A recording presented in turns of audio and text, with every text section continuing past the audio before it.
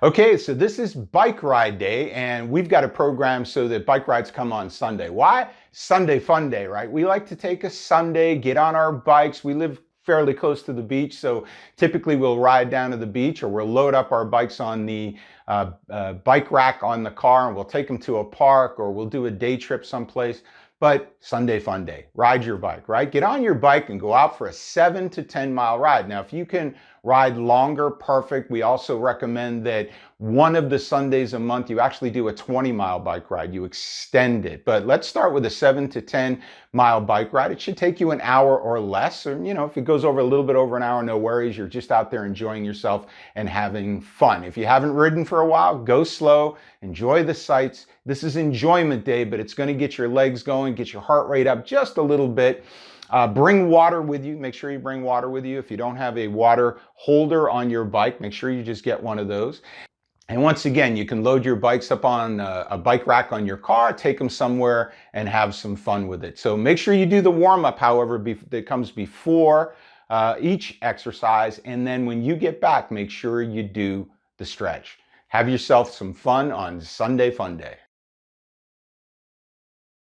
Welcome to the 7-day workout program with LifestyleOver50.com. This is our warm-up, and each day we are going to warm up. So we start from the head and work our way all the way down to the toes. So first off, we're just going to rock our head forward and back. We're not going to jerk it and we're not going to stretch it too bad. We're just getting it to move, and then we're going to move our head around to the left and around to the right and just loosen up that neck. Then we're going to move into our shoulders, and we're going to just move our shoulders backward to get those shoulders loosened up. Go backward maybe 10 reps, and then you're going to go forward 10 reps. You're just trying to loosen up the top back muscles there and the shoulders and make movements that maybe you don't normally do in the course of a day, and these are really good for your joints and your muscles and your ligaments and so forth. Now you're going to move your arm forward. Just swing your arm forward. You're not trying to grind that shoulder joint. You're just trying to loosen it up. Just loosen it up, move it forward 10 and then back 10 on the right side. And then when you're done there, you're going to move to the left side.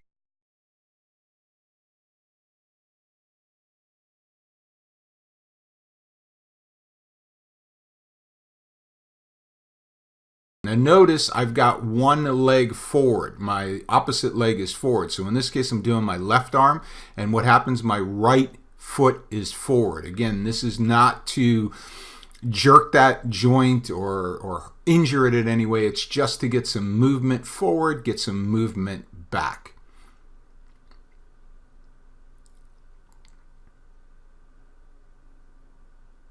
Again, 10 on each side is sufficient. Now we're going to swing from side to side. Now one thing when you're doing this, pay attention to my feet here. When I'm moving to the right, I move up my right toe or get up on my right toe. When I move to my left, I get up on my left toe. I'm not trying to jerk anything here. I'm trying to just loosen up my upper torso.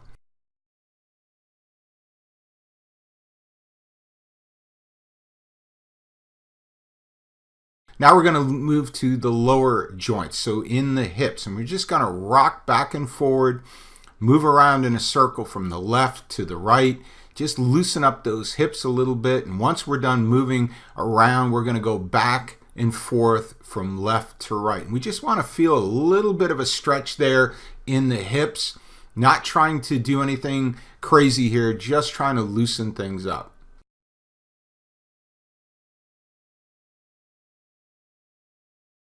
Now this one might be a challenge, so you may want to use a chair to balance yourself. It took me a while to create the balance to be able to do this without starting to fall over and things like that. But basically you're lifting up your knee straight and then moving it outward. And here you're just trying to open up those hips. Just get those hips open a little bit, grease those hip joints. But again, be very careful until you have your balance down. Use a chair to be able to balance yourself. But this is great for getting those hips warmed up, especially if you're doing a leg workout or a run. Now we're just going to go down to the knees. See how we're going from top to bottom, from head to toe? So we're just going to put our hands on our knees, bend our knees, and move around in a circle from the left to the right. And if you can get down as far as you possibly can and loosen up those knees. That's a joint that sometimes we all have a problem with as we get older, correct? And then the last thing we're going to do is we're just going to loosen up the ankles a little bit as well. So just get up on that left toe in this case, but make sure you're firmly planted on your right foot. Swing your left toe from side to side and do the other side. And that is your warm-up. So I hope you had a great workout. You got a little bit of a sweat going. You worked on that specific area of your body. But now you want to take the time to stretch. So important that we stretch every day. And even if you don't work out in a day. So in other words, if you miss a workout, try to take the time and stretch. Now here we're doing a 90-90 stretch. Why 90-90? Because my left leg is at a 90-degree angle and my right leg is also at a 90-degree angle. My left leg doesn't look like it because of the angle of the video, but it is. So you want to go on a 90-90 degree angle and then lean back, and you may not be able to get your back all the way to the ground, especially if you're a guy. Ladies, you might be able to do that. I certainly can't, so I lean on my arm.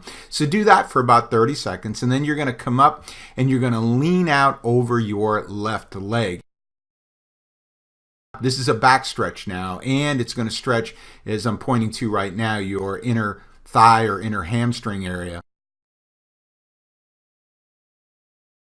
So you want to lean out over, get on your elbows, and then feel this stretch in your lower back. And as you can, come down even further, your head towards the floor or towards your hands, as I'm doing right now, and then hold that for 30 seconds, and then you're going to try to sit up straight. And I have to hold on to my right knee, as you're seeing right now. Now again, ladies are more nimble typically, and you don't have to do that. Guys, you may not be able to do this right away. I couldn't when I first started this. So you just want to sit straight up.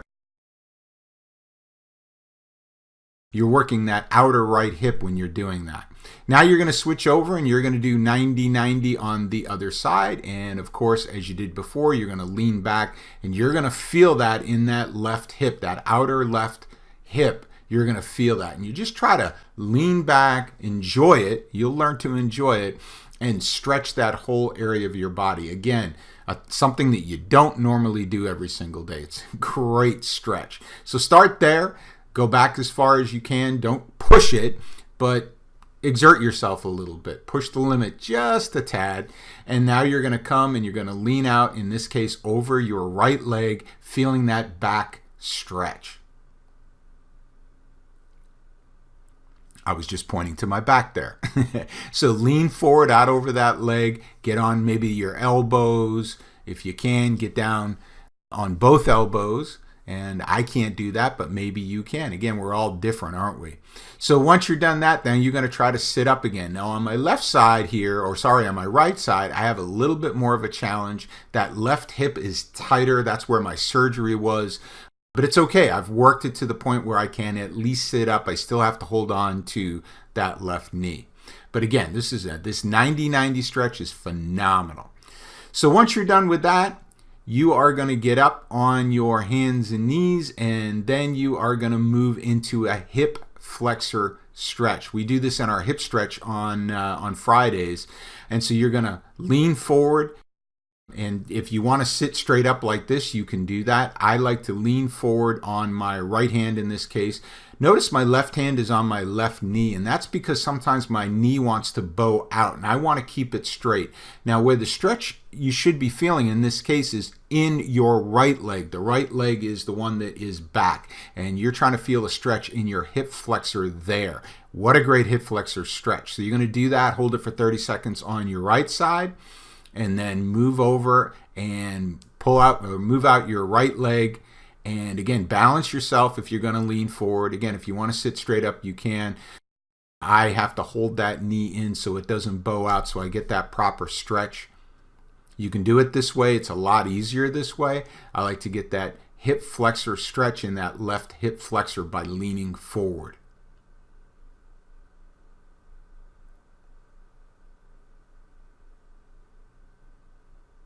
Once again, a great hip flexor stretch. So I'm going to move to the sort of the landscape side of things here so that you can get a full angle of what I'm doing. This is the frog stretch. We also do the frog stretch on Fridays. Now, I like to rock back and forth to do this. It just feels good getting those joints loosened up. I've got my knees out to either side. You can go as far as what's comfortable for you. You don't want to pull a groin there. And then move forward and put your hands down and just hold that stretch.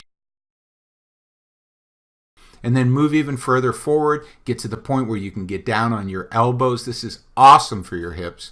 And move out as far as you can and play with it a little bit. Don't want to injure yourself, and this may take time for you to be able to do this. So that's the frog stretch. Now we want to get up on our hands and our knees.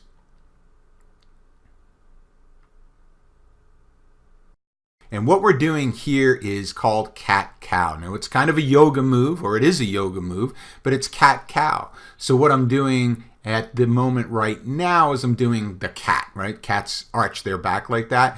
And this is great for your back. You're trying to get movement in your spine. So this movement would be moving my spine outer and then down inner and getting movement in my lower lumbar area for sure. So you're going to do the cat and then come down to the cow. And you can do this as much as you want. You could do it 5 times up and 5 times down, 10 times up, 10 times down. It just depends on how much movement you want to get there and how much you want to work on this. But this is a phenomenal stretch or movement for your back, for your spine. And of course, as we get older, we have spine problems sometimes, right? We arch our backs forward and hunch over, and that's going to help. This, what we're doing is we're stretching our Achilles. We're down on one knee in our hands. We've got in this case, our left leg back. All we're trying to do is stretch that Achilles. I don't know if you've ever snapped an Achilles or know somebody that has, but it's one of the most painful things, as I'm told, that you can ever go through. So we want to make sure this is nice and loose. We're going to do it on the left side, hold it for 30 seconds, and then move forward with that left knee and then go back on the right leg and hold that stretch again for about 30 seconds. This is just to stretch your Achilles.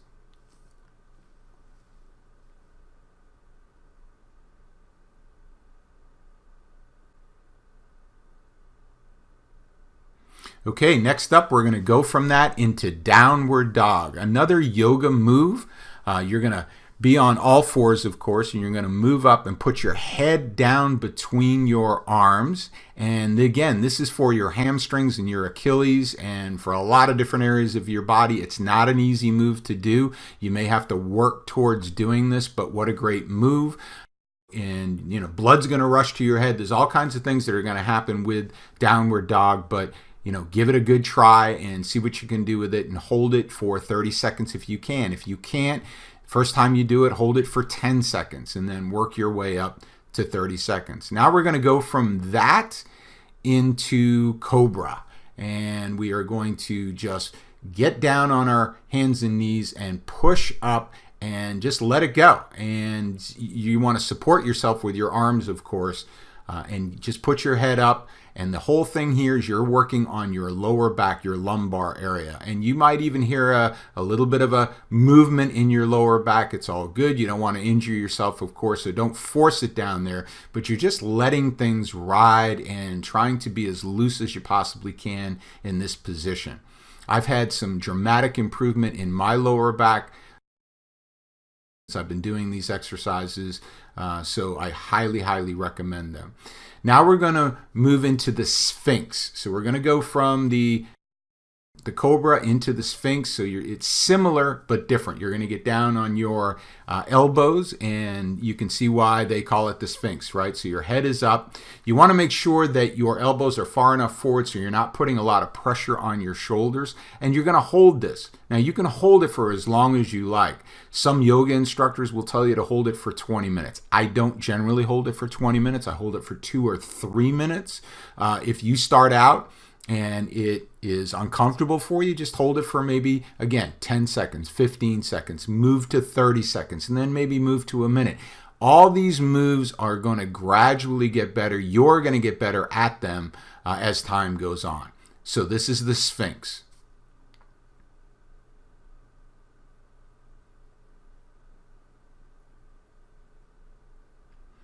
Okay, once you're done with that, now you're going to move into what's called the child's pose. So you're going to get hands and knees again, but now your knees are going to come together. And this is a great lower back stretch. Move your arms out, and this is just relax. This is, a lot of people meditate in child's pose. So that's kind of the kind of movement it is, the kind of pose that it is. And as you can see, I'm kind of moving my fingers out forward to get a better lower back stretch.